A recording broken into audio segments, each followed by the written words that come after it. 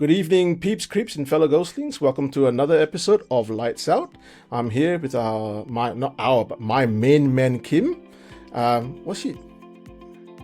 Kim, don't lah. Doing make intro gang- lah. Continue doing intro. Don't need to look at me. You go. If you guys have come and joined us from Naik Bulu Tales, we have the creators Moe and Fairil here in studio online. Like, not really studio online, like this is the crossing of the Hantuverse. We have them in here with us. Welcome, Moe and Fairil, guys. What up? What's the Lights up, baby. Hey, thank you so much for kind of joining us today. It just feels like this is you've now come into the Bunian world. You've come into the the lights up Bunian world. Thank you so much for joining us tonight. How you guys doing? Pretty damn good. Pretty good, man. All aside. Yeah, and again, thanks for inviting us. Yeah. You know, I mean, in previously we said that you guys made the initiative to get in touch with us, and we really appreciate that, and we're very thankful that you did.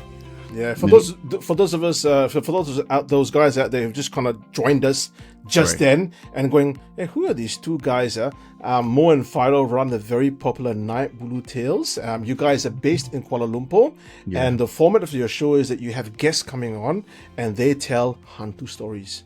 Correct. And we don't listen to the story beforehand. We don't vet. Honestly, because we always feel like these people, when they tell their stories right off the bat, we get the what do you call it? The genuine reactions from us. Yeah. It's all authentic. Like we hear it for the first time when they tell it. So nothing's scripted. Yeah. You And want that's to something feel that's always you want to feel the Naik Bulu immediately when you hear the stories lah. Correct. Correct. Okay, Yeah. okay. It's- So it's- tell us about how did you guys start? I mean, like, how did Naik Bulu Tales started even?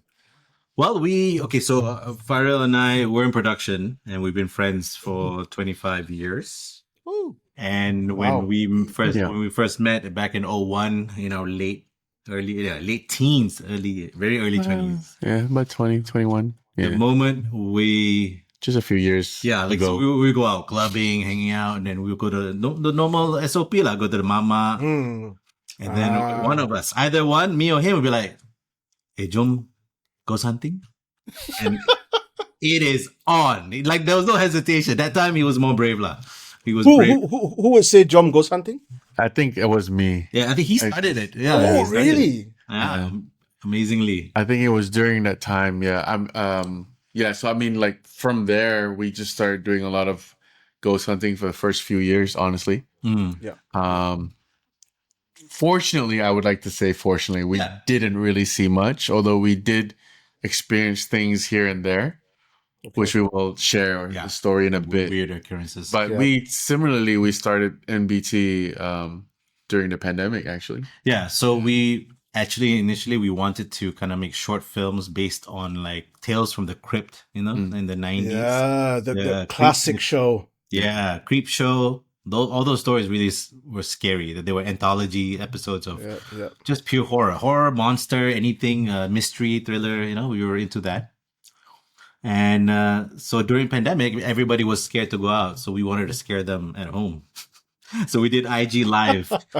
We would tell stories, and we would get on. We get somebody to join our IG story, IG Live. Sorry. Right. So your format of your show before was just live, yeah. Yeah, Right. so we would collect stories from around the world, and we would just read them out. Okay.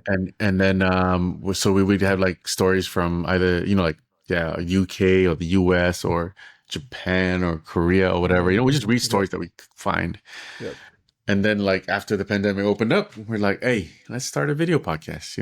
Yeah. So here's the question, right? Because just listening to you guys, you guys obviously have been abroad from Malaysia for periods of times, yeah? Could you just give a little bit of insight into that? And also, just interestingly, how did it affect your ghost story telling and your experience of ghosts, especially overseas? Yeah. We're both diplomat kids. Oh, okay. Yeah. We lived most of our lives overseas. Have to move every 3-4 years to a new school, new country, new environment. That was difficult. not easy. Yeah, it wasn't easy growing up that way. But the advantage is we became more worldly. That's why I think you can tell in our episodes we naturally as people, we became very inclusive kind of beings. Like we always make sure people didn't feel left out or like they didn't belong.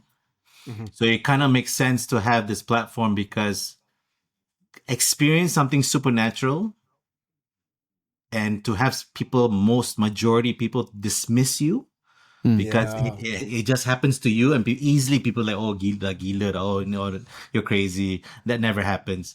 But what if it did? And what if that story resonated with a lot of people? Hence, this platform was more like, okay, you know what? You're not alone. Whether people believe it or not, you believe it. And that's important. Sure. Yeah, so we don't dismiss anybody. And the great thing is also, through all the stories that we've heard from all our guests that have been on our platform, there's quite a number of similarities in the way they experience things, which makes you think, these guys don't know each other at all. But the stories, there's somehow or rather, there's like the way, let's say, an experience about a Pontianak sound, or how all these kind of things, it comes across, you're like, it's kind of universal. So we even had a few people. One I remember specifically is woman IGDM our NBT IG account, and she was just thanking us because she had her son go through a possession for a long time.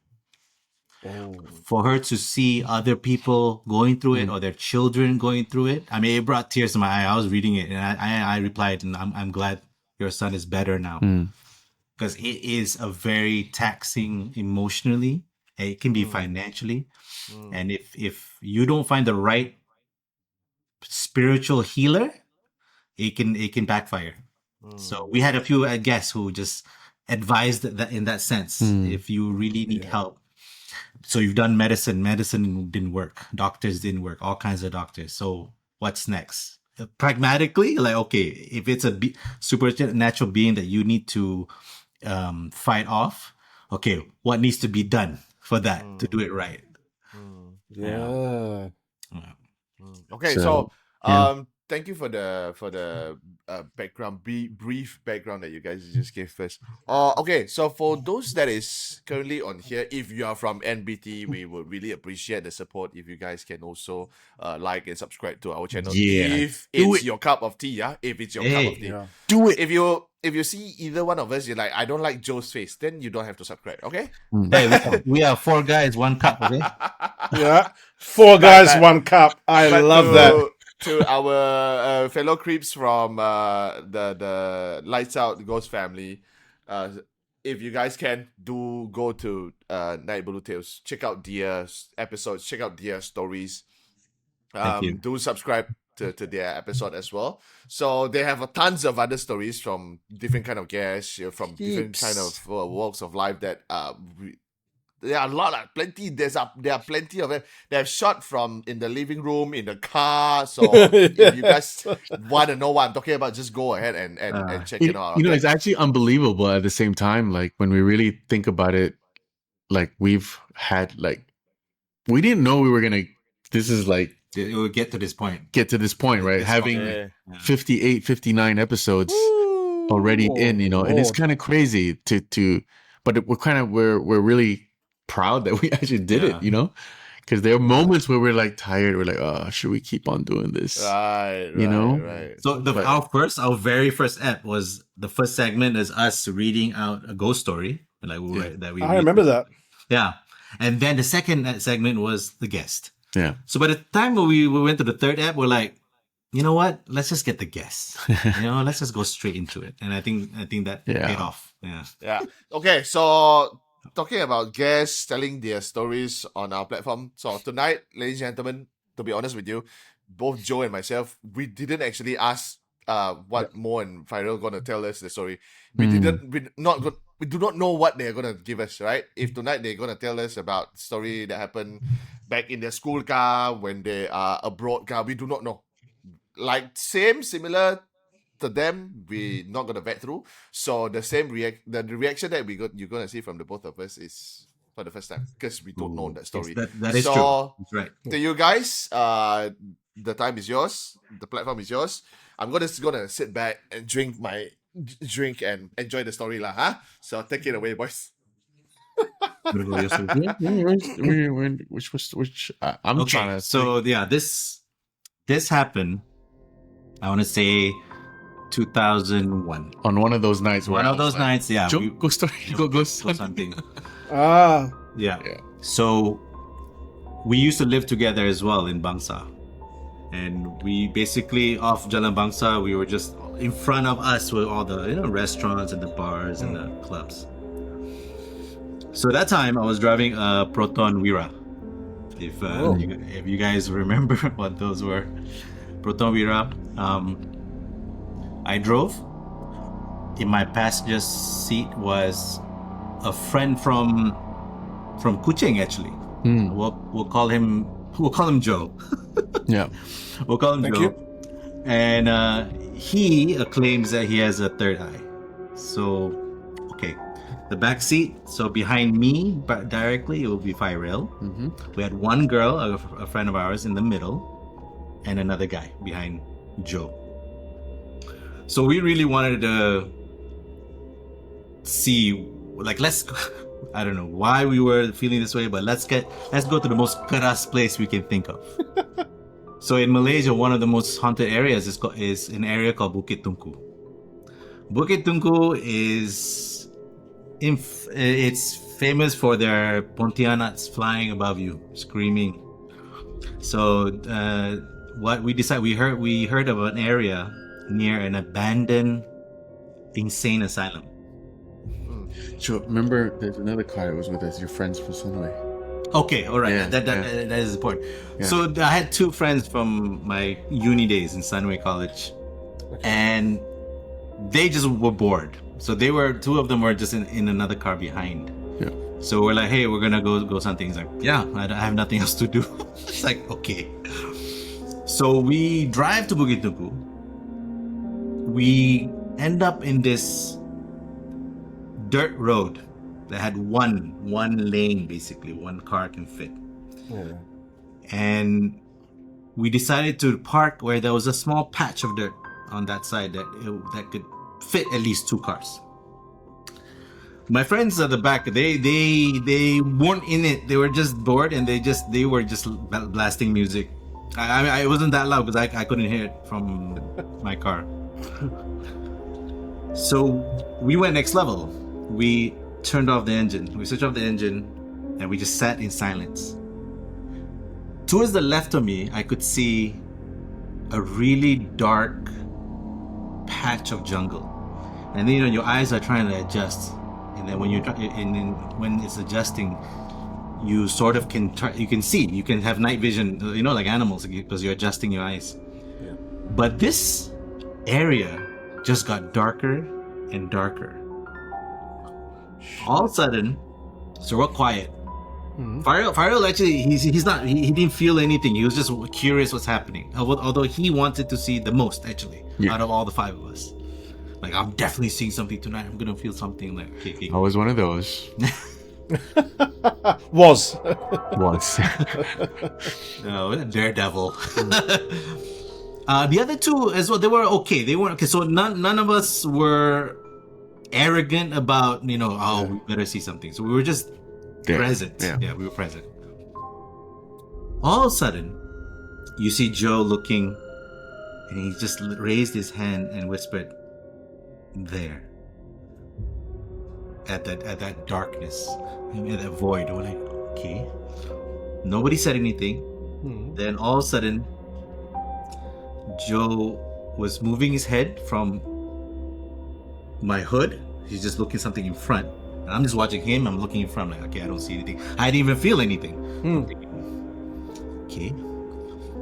And then he's moving his head as if he's following something walking, right? So and then his head stopped, and he's looking straight out on the passenger side window, just looking out. And all of a sudden, his hand went up. And all four of us were like, what the hell is this? Yeah, like his hands out, like telling us to be quiet, kind of thing. Right? Oh, like stop. Okay. Be quiet was one, because none of us were saying anything. It's almost like as if he was telling something to stop. Right? So, and then And then he stopped. Then he slowly put his hand down, and we're just looking in his direction. We're looking everywhere, right? And then my Protomira, if you really had to move for it to creak, right? All those creaking sounds. Yeah. Nobody was moving. They were frozen still. And all of a sudden, you hear my gearbox like creaking. I was like, in the car. In the car, it's creaking. And then all of a sudden, our friend at the back behind Joe was like, guys, aku tak rasa sedap lah, badan panas, you know, like I'm not feeling well. I'm like, what the hell? So you know how those some cars, well, you know, you have those mirror bubbles, right, on your side mirror to see more. Okay. Yeah.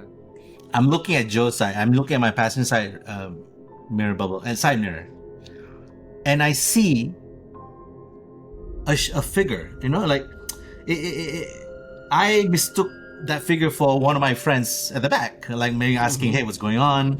Oh, okay. You know, we should go, right?" But this thing was like peering in the same area exactly where our friend was getting a fever, very randomly. So at this point, I had the good sense, like, fuck it, we're getting the fuck out of here. I switched on my engine and I bolted out of there. Of course, my two friends like, what the hell? What's going on? They're like partying in the car. And then we drove out and got back to the Bangsa area. So before we went home, and we've heard that before you should stop at 2-3 places before you actually go home. Yeah. You know? We malas. We just stopped at one. We were just at a mama. Okay? Mind you, we're all sitting down, quiet, having drinks, and we're about to debrief what just happened. Before I said a word, Joe was telling what he saw. So he doesn't know exactly. He doesn't know exactly my experience. Right. He tells what he saw while his hand was up. There was she's not old. It was an Indian woman from the insane asylum looking for her son, her younger son. Okay? And it looked like she was pulling out her hair, so it looked frizzy. Oh shit. Oh. Betul naik bulu ni. Naik bulu ni, everything naik. So it looked frizzy. The information he got was a lot. Like, I mean, for him to, we didn't know we were going there. Yeah. So if I was going to be skeptical, I'm thinking, did he research this? I mean, that time was, Netscape. You're trying to search engine. Like, he didn't have time to research any patient. So according to him, and she was speaking towards him. That's why he was like, hold on. Oh. So he was speaking to her telepathically in a way, I guess. Yeah. And she took her own life because her son died. Like, her son died tragically. I think it was very young, 5-7 years old. And that's why she ended up in the asylum, and how she took her own life. And she's roaming around Bukit Tunku looking for her son, right? He had the good sense of getting some paper from the mama, and he actually drew. He drew the tree that was near us, and he drew what this woman what he thought she looked like. Yeah. And I was like, you gotta be kidding me. Because what I saw was a figure looking in, searching for something. And it made sense that if she was saying to Joe that she's looking for her son, she's asking Joe, have you seen my son? Have you seen my son? And she's looking in the car for her son, and she peered more towards behind Joe, our friend, and who got really, because she was he was the closest to her, and who knows, she could have literally gone in and touched him, and he got feverish. Oh jeez. So I'm freaking out, like, oh my god, Joe's like this, and then the girl in Fairil was more like, he was like, damn. Yeah, I was a bit. He was like pouting, like, fuck. how come I didn't see anything? Huh? Yeah. So me and Joe were like, okay, bro, let me. So to make him, feel better that he's part of something just now, we'll reenact what happened. So we drive, and the mama is not far from where we live. So we just off Jalan Bangsa. We just park in the garage, and we both renting from the driveway. The driveway, the driveway. So I think Joe acted as the ghost. Indian lady. As the Indian woman, because he knew her movements, right? And I think I asked Rel to be in the passenger side where Joe was. So he's doing the reenactment, right? And then when he was at the back, the behind the passenger seat, like peering in like the Indian woman, Joe's face turned white, and he froze like this, looking in. He's like, "Guys, come here." And then Rel and I went to see what he was looking at. I had my car washed recently, right? Just like maybe a day before. Oh my god. Oh god, yeah. Cannot be. We're looking at what he's looking at, and I shit you, Joe, Kim, I shit you not. It was a handprint, frail fingers, long. It matched her height in mud. Yeah, It's like dried mud. dry mud. Oh, in mud. Not even macam handstand. In mud. It's like a streak. And okay, that one we're like, what the fuck? And he was like, oh shit. What's more is there's a strand of long hair attached to one of the muddy fingers. Yeah, I was like, Oh no. And our friend, the girlfriend of ours, she had highlighted hair, and wasn't close to. This was a black hair. She had more brown, blonde kind of highlights. So we're like, what the fuck do we do? Joe actually pulled the hair out, Yeah. right? And he pulled it out, and it was like going long and long. Yeah. So it would have been frizzy as well, right? Yeah. Like Yeah. like when you think about it, when you're pulling it, it's getting longer. Yeah. It means it's compressed. Yeah, it was compressed inside the dirt kind of thing, So you know? Just imagine, meaning she was also pulling her hair and then looking in my car, and we're like, shit, what do you do? So like when Moe streaked off, I mean like when we drove off really quickly, we're assuming that the hand, like print was when it drove off, right? Yeah, that's what we thought. So right after that, what we did was we're like, okay, what do we do? And then we're like, okay, let's burn this hair. So we all. Oh, they're gonna say burn the car. Burn the car. So we took the hair, we put it in the paper, and we crossed the street. Yeah. And we burnt it across. We burnt it above a like trash can kind of thing before anybody went into the house. I mean, we thought burning anything would make sense. Yeah. Instead of like no remnants of it, any of that spiritual energy. But what's crazy is like during that time, you see the importance of you see the importance of how when we are all together, we do things. We don't think about the camera, the phone, or whatever. Because I don't think at that time there was. We were It's like Nokia 66, Sony Ericssons, the Nokias, you know. Nokia. So you had nothing to take a photo or video of, So yeah, so it was a crazy night. Even Go Something then was more authentic. Yeah. So you guys got some physical evidence on the window of your car that is a streak of like, oh Jesus, and hair as well. Mm-hmm. Again, it could be leaves and random hair from whatever. We could try to figure out. But that's the thing. Like when we were trying to kind of discuss, like, okay, how can this hair get onto this thing, right, onto the window? One, it didn't rain that night, right? So we don't know how the mud got out up on that window. The first thing. Two, when we parked by the road, we were not close to the trees because the trees were a bit further away. So there's nothing for the to brush off around the car or anything like that. So we just conclude that thing was there looking in.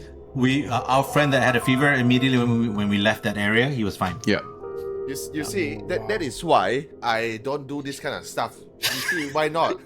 If I was sitting in the car and there's an entity that peered in, and then somehow I don't know I look like the son. How?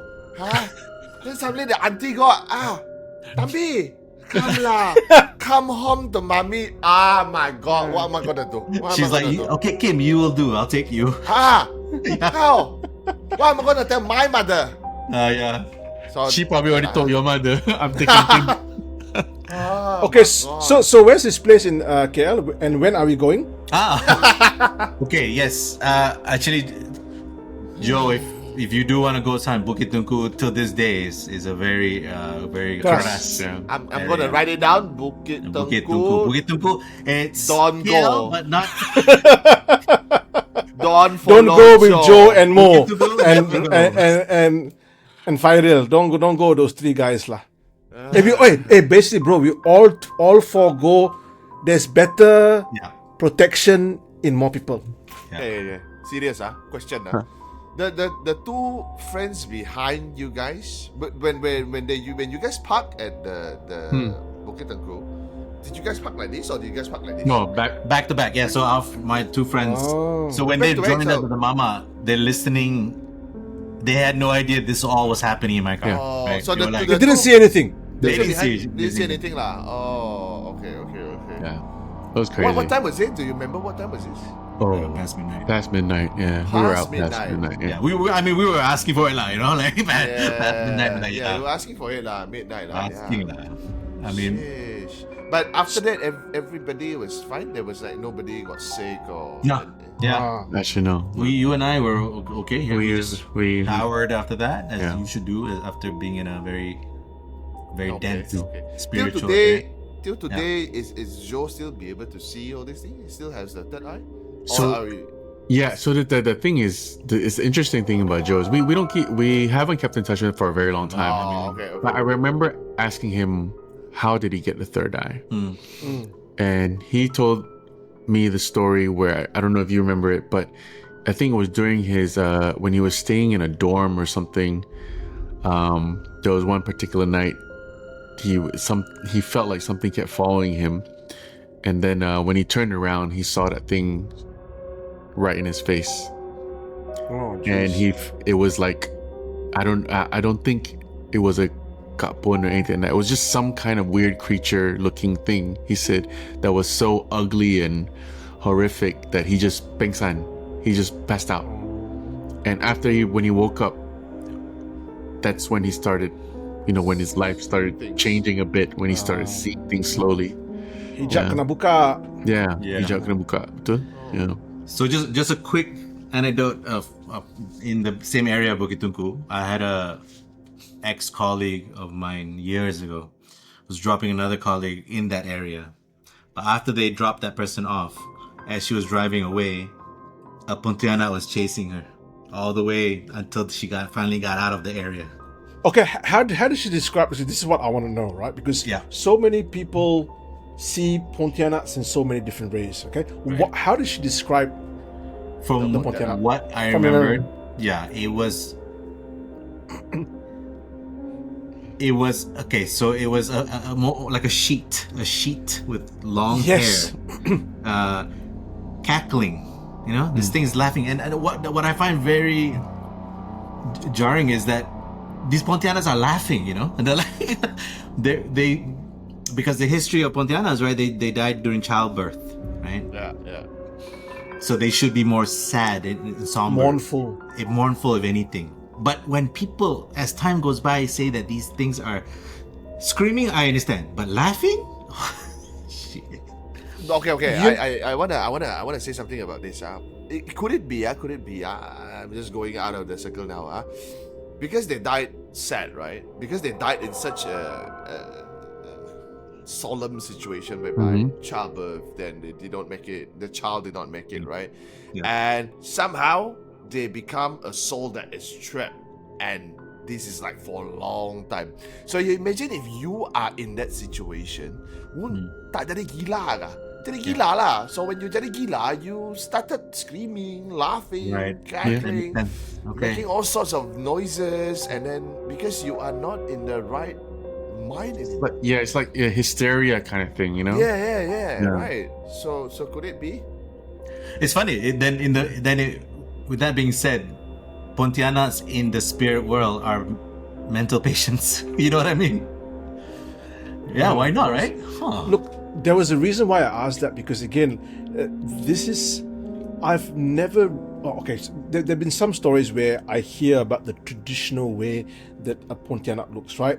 Wearing like kabaya, white, on top of the buko, long hair, combing the hair. That's the almost like a movie version of Pontianak. But when I speak to people and I hear stories like real life encounters, a lot of times they will say it's like a white sheet floating in the air. Because my mom's uncle had the same. Mom's uncle or cousin had the same experience in Singapore in Pasir Panjang, where he used to sleep outside at night, and he used to tell the kids, don't come out at night. You don't come out at night after a certain time. They always want white. One night he came in at the back, kana chaka lah. He's got like scratch marks at the back, and he says at night when he sleep, when he looked up, there was a white sheet just hovering in the air like that. And he was very brave. He took water and he threw at it. Wow. He said the thing flew off. When he turned around, it came flying back. Oh. Scratched him and then flew off again. Whoa. That thing is like, nah, bitch, you made me. Yeah, exactly. But it's a sheet. It's a white sheet. And that's why when you said it, betul lah, Naik Bulu. But I go, exactly. It's a white sheet. Very few people talk about when you hear real encounters, especially when it's flying. Very few people talk about like a human body. It's always a white sheet. Yeah, because you're so frightened that you don't bother looking back to see the figure. You see the glimpse, like, okay, white sheet, and that's what's lari lah. And also, there's so many people sharing about this similarity whereby because like macam the sheet, or have you guys heard of certain like macam they are people say the kapon actually make a certain sound. It's not like it's not like laughing, it's not like, but some of them describe it like it sounded like a duck or a bird, that kind of sound. I don't know whether you guys have heard it or not. So something, this is a very short one, something that I come across whereby we were watching a video. So this video was saying that, this is a recording of a kapon. You can't really see it in that video, but you can hear the sound, right? So I was watching this with my wife. So the sound sounded something like this. So it sounded something like that, right? Immediately my wife like, fuck, this is what I hear behind my house. Okay, so my in-laws house, behind there's actually like a huge lawn lah. Pokok is a huge lawn. So you can build another house there lah, kiranya. Macam that kind of lawn. So it's huge. So there's trees and it's dark lah. Basically it's dark, and then there's huge trees there, right? So my wife punya old room, the window actually oversee the lawn. She says sometimes at night she will hear that coming from the lawn. So she thought at first she thought maybe just burong lah or something like that, until she saw the video with me. Saying that, ni lah bunyi yang I dengar malam-malam. Immediately we told this to Joe. Joe said, we should go to Shah's house. Fuck no. You guys should check out 2 of our episodes. One is with I forgot what number they are, but one is with this guy named Amir, where he was chased also by a kapon while he was riding his bicycle. I remember that episode. Yeah. So, and he kind of described again like how he could hear it following him, kind of thing. And another episode is this guy named Yusma. I don't know if you've seen that episode where he talks about how he passed by this little town, right? In Sabah. In Sabah, and how he saw everybody just looking at something up at a tree. There's a line of cars parked during the day. During the day. So what they saw was everybody could see on top of a tree. It looked like a Pontianak holding a baby, just looking down at everybody. Oh, really? Yeah. During the day. So he saw it. Yeah, everybody saw it. Everybody saw it. Everybody saw it. So people were like, "Hey, is that What? betul?" No? And of course, skeptically, he even said, like, could it be just a woman that can really, really climb up a tree and holding something that looked like a baby?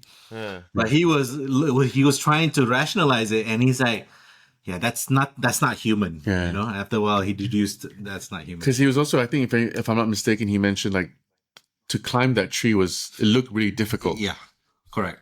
It didn't, it was like one long tree up, a high tree like that, Yeah. And it's just right at the top. You just see this woman just standing there Like looking. between like these big branches, just sandal, like just to, holding Macam crouching tiger, hidden dragon on top of the pokok. Like the pokok is moving like that. There's tak boleh lah, tak boleh. Again, nobody took a video. Nobody. No, there took was a some. photo. But that time we were talking about 20 years ago. Yeah, we're talking a while back. Not recently. Yeah. Yeah, so it's crazy. 2030. I mean, can you imagine you're just driving by and then you just see all these cars lined up and people are looking at one spot, Yeah, man. Yeah. It's like, This is quite rare. Daytime, a lot of sighting at one time. Wow. you should see our reactions. We're like, oh, this is the night. He's like, it's during the day. We're both Daytime. like, no. Oh, cannot be. Yeah, because but Kapuns are not vampires, so they can be in the day. Yeah. We just don't see them as often. Yeah. Yeah, But it's funny. It's Yeah, Joe. Kim?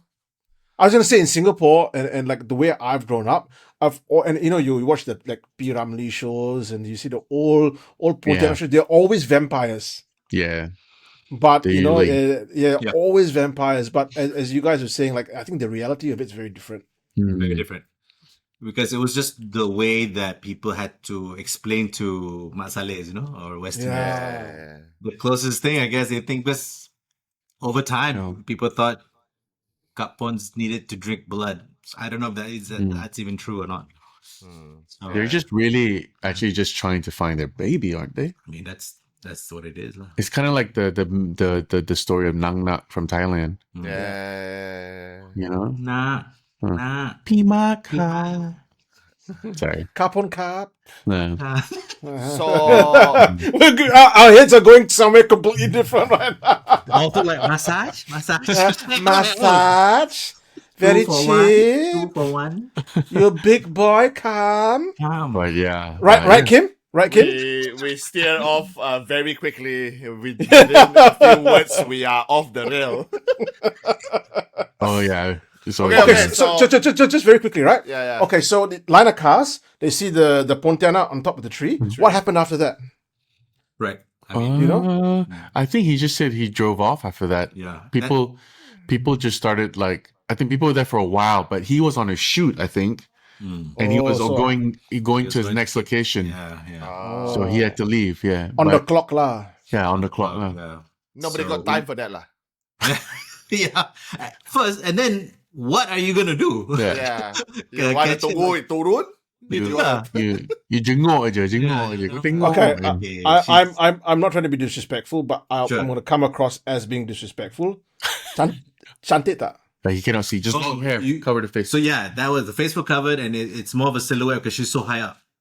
Hey, Joe, be logical lah. It's on top of the fucking tree, okay? You can't even see the neighbor in front of your house. You want to see on top of the tree cantik or not?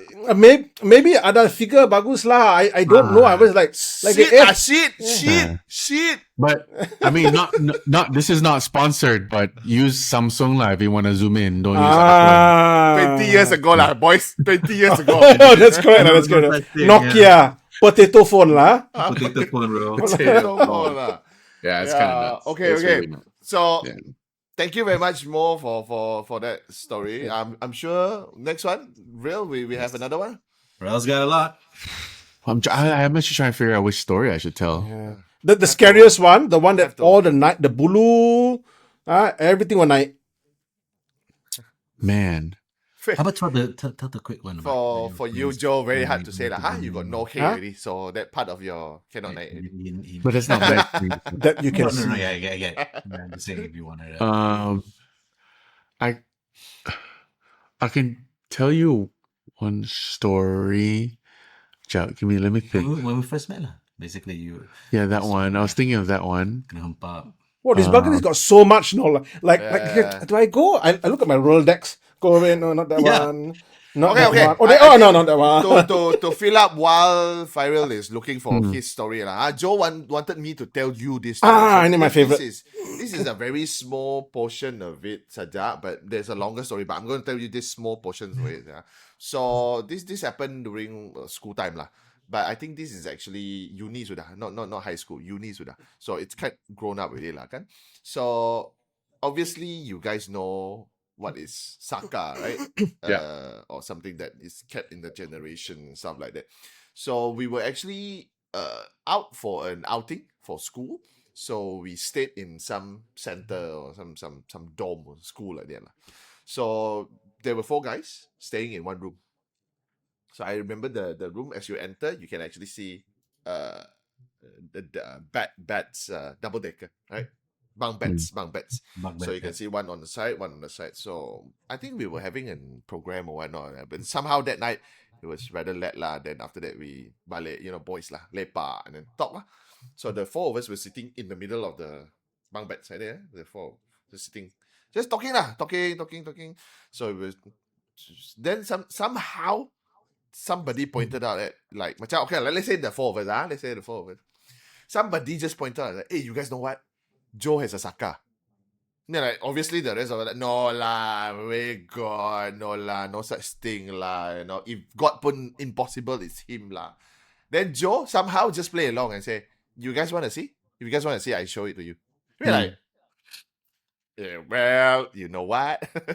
I mean, you already asked, you already offer, why not, right? Why not? So he's like, okay, just he said, just see but you guys don't freak out or anything. Don't do anything, right? Then after that, you just sit like that, huh? So bunk beds. So bunk beds kan usually when boys, kan, after you get up, mana ada you kemas katil or whatever, kan? So there's pillow, there's blanket, right?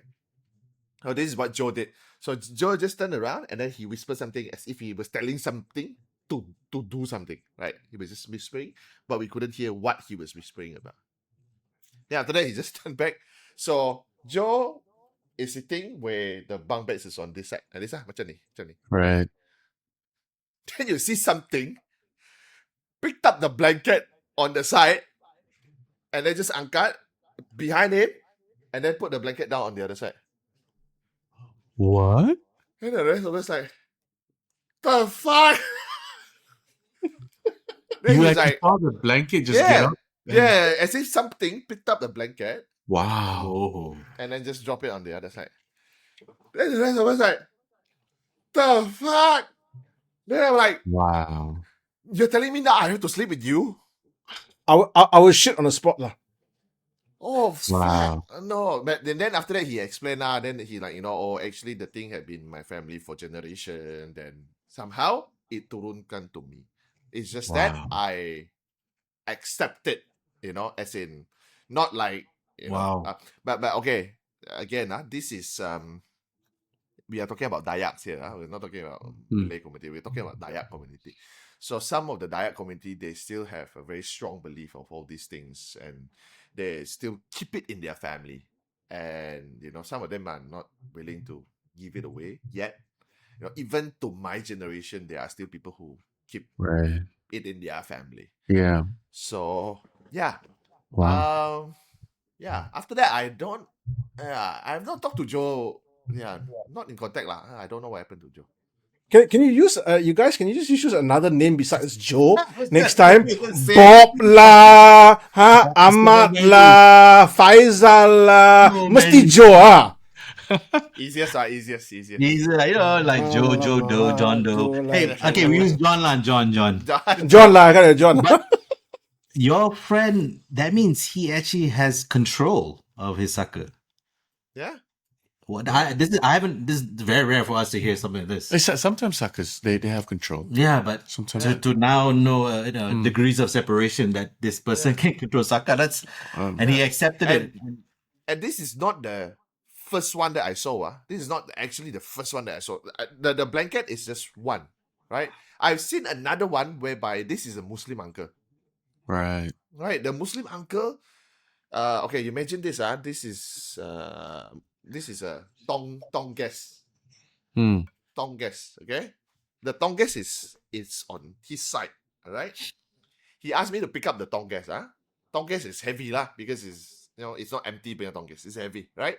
Yeah. Then he tie a string, like just normal, the string that you jahit baju, that string on his middle finger, and he tied the thread, the thread on the tonggas, right? Again, he whispers something on this side. Whisper. Then his hand is just hovering on top of the tonggas like this. The tonggas start moving. Oh. He's not even moving his finger. The tonggas start moving. Wow. So he actually gave strength to the thread as well, because he's carrying the tonggas. Like, it's one of those big ones, right? Tonggas? Yeah, the normal tonggas that you use in the kitchen. That's heavy as hell. Wow. Yeah, man. And that thing, of course, the thing is not like it did not hover up, right? But it's just like somebody is moving it like that, so you can hear it crong, crong, crong. I'm like, wow. I mean, it's not a magic show. You must be a believer by now in Saka, at least. I am. Okay, nice. It's just that don't show it in front of me. I don't want to see it. Show in front of me lah. Like, macam, just tell me. Show Okay. to Joe lah. No lah. I I mean like you can come and tell me, hey dude, you know what? I got a big cock. Yeah, good for you. I don't want to see it.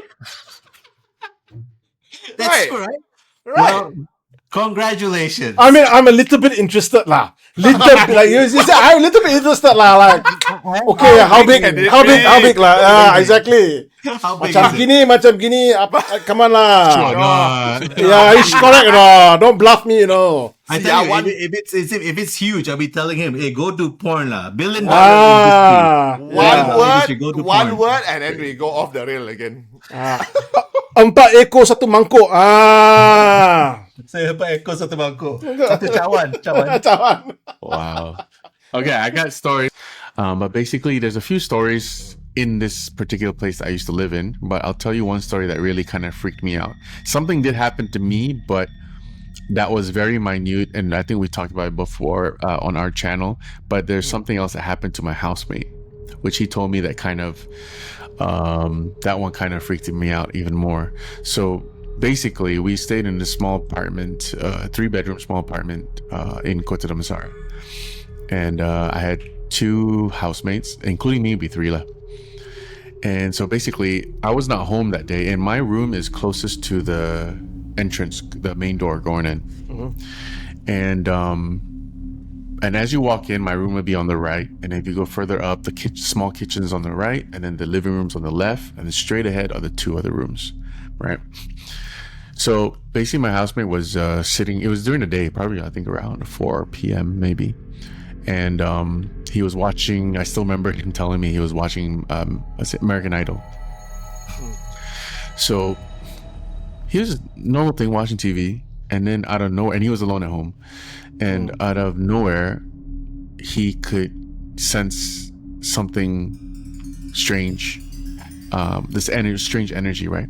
So when he looked to his left, which is looking towards my room, he could see a man, Basila, sitting down in front of my door, reading like a book, right?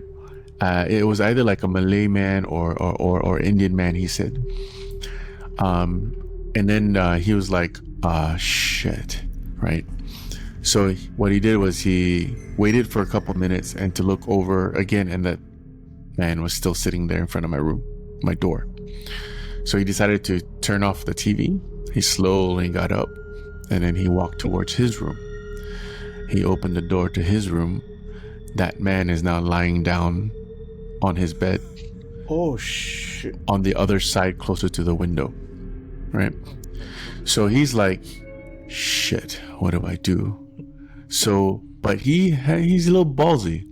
What he did was he actually walked into the room, and he's like, in order for him to kind of make this thing go away, he wanted to sort of challenge it indirectly, or maybe more directly than indirectly. So what he did was that he laid down next to it. All right. Wow. So he laid down next to this thing, this man, and immediately when he lied down facing away from the thing, he got kicked off the bed. Oh. He fell down onto the floor, got back up, laid down on the bed again. Got kicked off one more time, right? Shit. Got back up, laid down on the third time. And the third time when he laid down, he was kind of like murmuring, like, tolong lah jangan kacau aku, tolong lah pergi, But immediately when he was doing that, he felt a forearm push the back of his neck, and it kind of pushed his head into the pillow, right? Oh. Wow. And then as it put more pressure on him, he was kind of like almost screaming like, tolong lah jangan lah, tolong lah pergi, he's like, why are you bothering me? And the thing spoke to him. The thing said, he kind of mocked him. It's like, bila kat kampung kau baik, kau datang sini, kau budak lain, sebab tu aku datang ikut kau. Wow. So it's basically told him like, so when you're back home in the village, you're this goody two shoe. You come back to the city and you're a whole different person, So it kind of made him. Basically that thing followed him back from his kampung. Wow. And after a while, he was like he kind of like bertaubat with that thing, meaning he kind of like what's bertaubat in English again? Repented, yeah, kind of in a way he repented, and he's like, I won't do it again, please just let me go, blah blah. And after a while, he felt the pressure like lifted, yeah. And I think after a couple of minutes before he could like dare to turn around or anything, he finally turned around and the thing was gone. Holy smokes. Literally in the same place. And I remember I was on the way back home from work. Wow. So he told me then, and as soon as I got back home, he told me about it. I was like, it was in front of my room, So, And what was he wearing? Do you know? what was he wearing? Or he Yeah, didn't see what he was wearing? the Hantu. I didn't see what the Hantu was wearing. When he saw him sitting down, Yeah. it looked like Yeah. it was some form of traditional clothes, some form. Oh, Yeah. okay. So yeah, so that's yeah. But the funny thing is, even though he told me these things happen, and even though something like that happened to me, not like that, sorry, something happened to me in that house too, not as direct as that, but I still felt like the energy for me was not bad in the house, but it just kept kacauing him. Was he a naughty boy?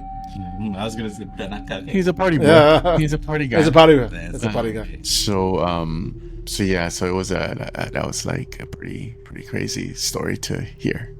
Yeah, geez. Are you comfortable sharing what happened to you? Because it seems like it affected you. So I mean, in a way, it kind of. So I actually told this story, which we actually shot a short film based on this story, but we never really shared it. But in brief, I was on the way back from clubbing at that time during those days, and I got a call from him, and he was whispering in the phone, and he's like, "Hey, manengkau." And I was like, I'm on the way back home. He's like, how long are you gonna take? I said, about 15 minutes. And he's like, can you get here faster? And I already knew when he said that, when he was like whispering, I was like, something's wrong, So I was like, I'll be there as soon as I can. I was like near probably right before Kota Damansara, and I had to go to Kota Damansara. So about 15 minutes. It was probably like 2-3 o'clock in the morning. Yeah. And when I actually got back to the place, I opened the front door, and it was complete darkness. There was no lights on, right? And I called out to him. Let's say his name is Joe. No, I was joking. I was going to say, it's going to be Joe again, right? His name's Adam, right? So I would call him out. I was like, Adam, And then after a few minutes, after he didn't reply a few minutes, I called him instead. I was like, Adam, where are you? He's like, I'm in the toilet. Is this really you? I was like, what do you mean? Oh shit. And then I was like, yeah, I'm outside, man. Just come outside. And he came outside, and he was just in his towel. right? And I was like, "What's up?" And he was like pale.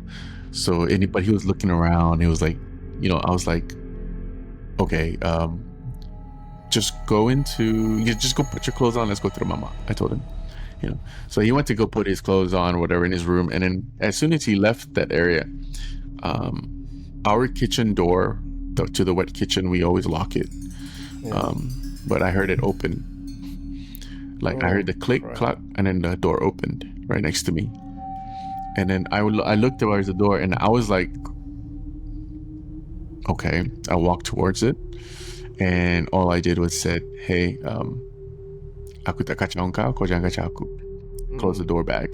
And as I was coming out of the door, from the door, coming away from the door, my friend Adam came out. He's like, let's go.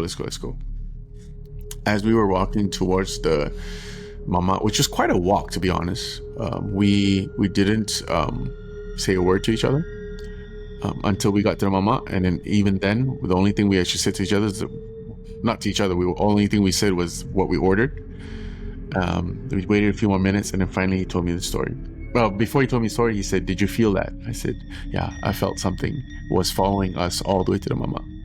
Wow. Both of us felt it. So the energy was really heavy behind us as we were walking. So anyway, basically what happened was he was sleeping. He was about to go to sleep, and when he turned around towards to see the same room that he was sleeping. Turned around to look at the window. Turn around to the other side, and he would see the window, and he saw a figure standing by the window. And then so he turned back away, and then he called the other housemate first, and he's like, "Hey, where are you? Are you coming?" He's like, "Hey," and then the other housemate is telling him like, "Well, I won't be back tonight. I'll be chilling out at my friend's house." He's like, then that's after that he called me. He's like, "Are you on the way home?" Blah blah blah. And I was like, "Yeah." Jeez. And then so I told him, his friend told him like, "Okay, you know what? Just go into the go mandi, basuh kaki, and just cleanse yourself in a way." And he's like, okay. So he goes into he slowly gets up and he goes to the bathroom, takes a shower and everything, right? As he comes out, as he's done with the shower, he's just staying inside the bathroom, right? And as he stays inside the bathroom, the toilet seat is literally facing the door, and the door was like that handle. Yeah. And the handle was moving, like opening, like something trying to get in. Yeah. So he held on to the door knob, and he could feel the pressure, like someone's trying to open it. So he was like screaming at it, and he was saying like, stop, right? And as soon as it stopped, a couple seconds later, he could hear my voice. I was like, Adam. So he was like, he straight away took a deep breath, opened the door, ran out into the living room. Pitch black. I wasn't home yet. Oh. Ran back into the bathroom, locked the door, and he just waited. He waited. I think another 5-10 minutes. I finally came home, and he could hear me. Like I was calling out again. Shouting. That's when I actually called this phone, and I said, "Hey, dude, where are you?" He's like, "I'm in the bath." That's when he came out. So, but that's his vantage point kind of thing, So yeah, so that's one of the stories that happened. So, are you still in contact with the friend? No. Oh, actually, no. this was probably 2005. Wow, 20 years ago. Yeah, 2005. We're all dating ourselves, man. This is horrible. 2005. Okay. Oh, I want to know. Did your friend actually find out who was the guy, or he just said, he was basically saying that he understood that it was from his kampung. He doesn't know who that person is, who that thing is, but I think it was like a penunggu or like a caretaker, and saw him, and misbehave, and then just want to put him on the right track. Correct. Yeah. Hey, tell you quick. We have a last quick one. Yeah. Please. Yeah. Oh, this is not my story, but it was a story I heard through a friend. It's a Bunian story. So basically, a friend of mine, which also I don't keep in touch anymore. I don't know why. I think it's one of those friends. No, it's one of those acquaintances, right? Okay, You meet during college and you don't really talk that much, but you hear these stories. So whether it's true or not, still subject to be, But basically, what happened was he had a housemate that kept that. And initially, the housemate was there all the time, but then after a while, the housemate was like not around for a very long time. It would disappear for a while, like would be gone for like 3 weeks, and then come back for a couple of nights, and then gone for another, maybe sometimes 1 month. But there's one particular time that housemate was gone for like 3 months, and then they are in the same college, Okay. So basically what happened was he was trying to figure out why is this guy always away, where is he? But then one particular day the guy came back and he asked him, like, hey, where you been, I know, blah blah blah, and he's like, oh, and the guy's like, oh, I met someone actually, and then he's like, oh, okay, and then he's like, yeah, I think I'm gonna kawin her lah. And then he's like, oh, congrats. He's like, where did you meet her? He's like, oh, actually, she's orang Bunian. I've been going to her world. That's what he said lah. I've been going to her world, so every time he's gone, he's in that world. The other world, yeah. Yeah, and he met her in the jungle when he was hiking one day or something like that. I was just gonna say hutan. Yeah, and then and he said he told my friend that other world was so beautiful to be in, and that girl asked him, like, why don't we be together and get married, kawin situ, and the guy agreed. So the thing was, this acquaintance of mine that was a housemate, when he told me that story, I think I only hung out with him a few more times until we kind of like separate ways. went our separate ways, right? But I do remember asking him, like, did you ever see him since? Yeah. And he said no. Ever since that day, that was the last time he saw his friend. Because his friend was like, by the way, I'm not coming back. Yeah, exactly. Oh, I was just gonna say, I'm not coming I was back. gonna make a joke, and you never saw him again because he went to the Bunian Yeah, world. he never came back. Fuck, it's correct. That's not a joke. Yeah. It's not a joke. It's a But, real but IRL.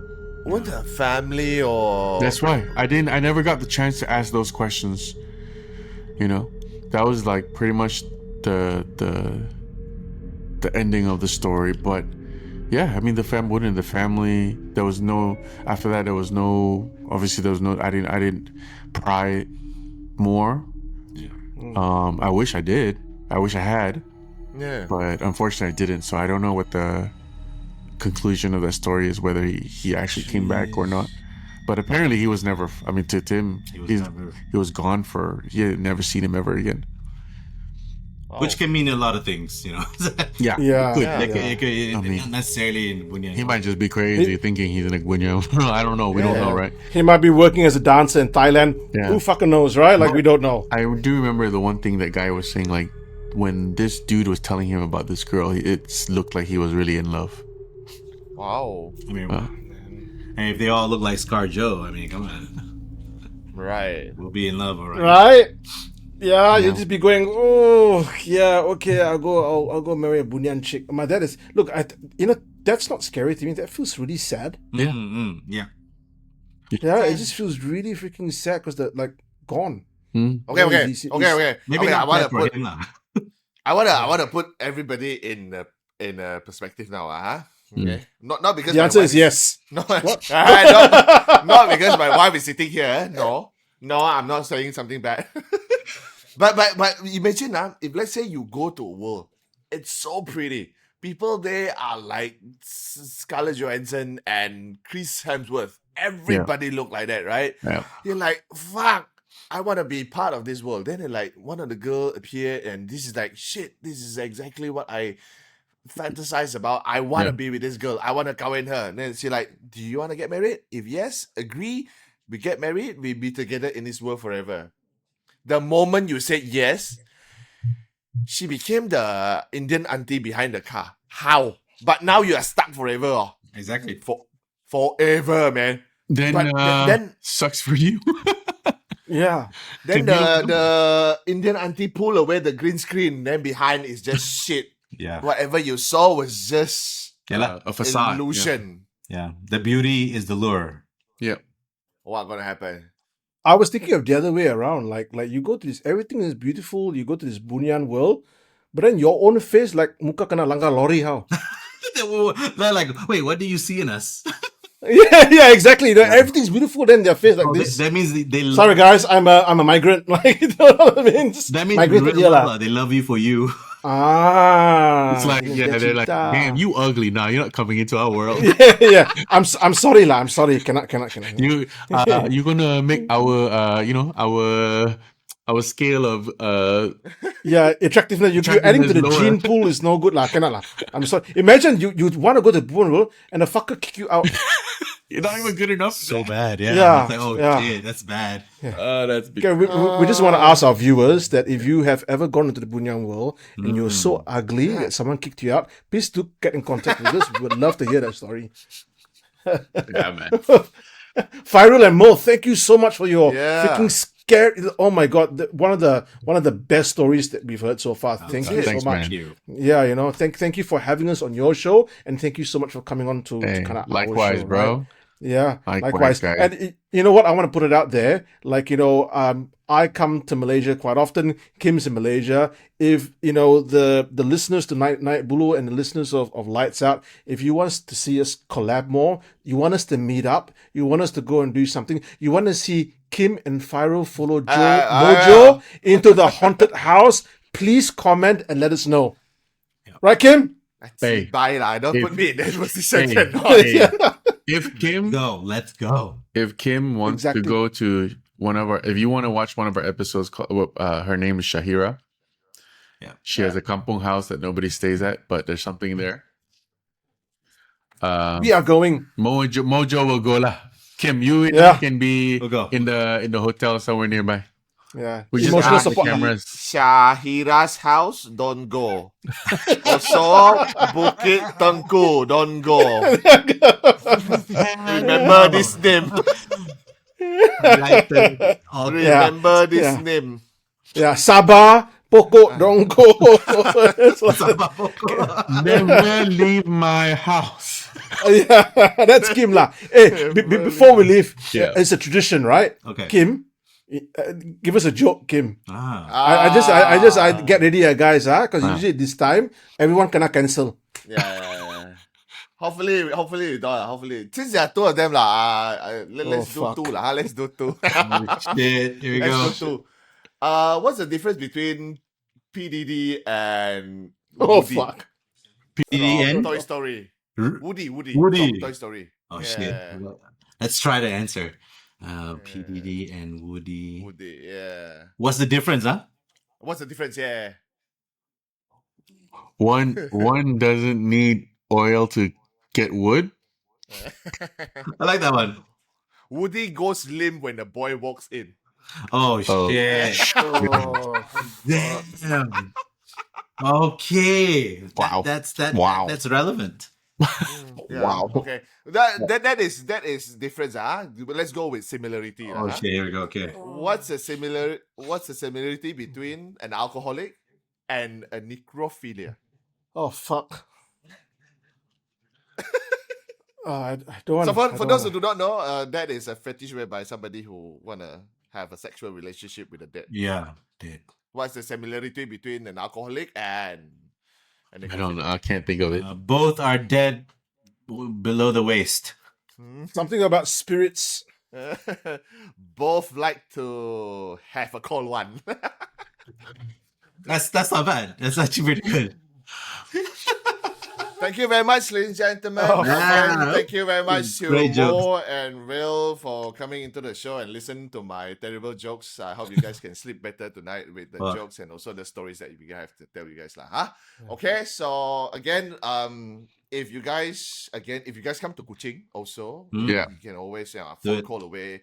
If somehow we end up in Perth, Joe is there, and most likely the both of us, Joe and myself, will end up in KL quite soon, hopefully, huh? Yeah. Then All right, man. maybe Be with the holler. Let's link up, man. Let's link up.